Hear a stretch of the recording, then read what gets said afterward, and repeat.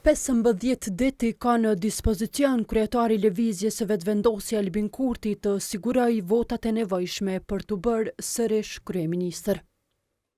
Të shtunën, një ditë pas konstituimit të kuvendit, presidentja Vjosa Osmani ka mandatuar Kurtin për ta formuar qeverinë e re. Në njoftimin e presidencës është bërë e ditur se Osmani i ka shprehur Kurtit pritjen që Kosova të ketë sa më parë qeveri me mandat të plotë.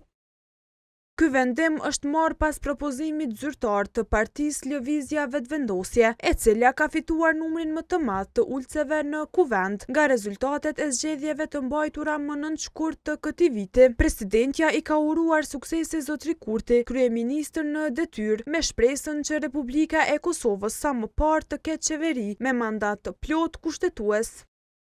Për ta formuar qeverinë, Kurtit i duhen së paku 61 vota në kuvend.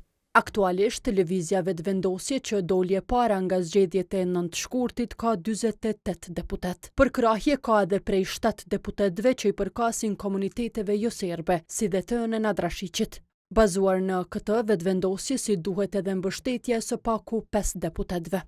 Të shtunën në këtë parti nuk treguan nëse kanë siguruar votat e nevojshme apo janë në negociata për to.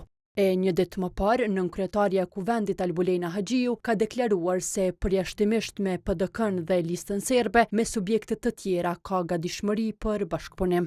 Por profesori i shkencave politike Dorajet Imeri nuk shpreh pritjen se shumica mund të bëhet lehtë. Muaj që kanë kaluar dëshmojnë se mundësia për të pasur një shumicë të re parlamentare në Kuvendin e Kosovës është vërtet e vogël.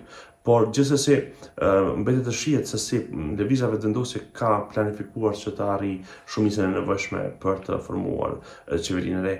Ose do të ketë një qeveri të Lëvizjes Vetëvendosje që mund të jetë edhe qeveri e pakicës, ose eventualisht mundësia e dytë që është edhe më reale është shkuarja në zgjedhjet e menjëhershme.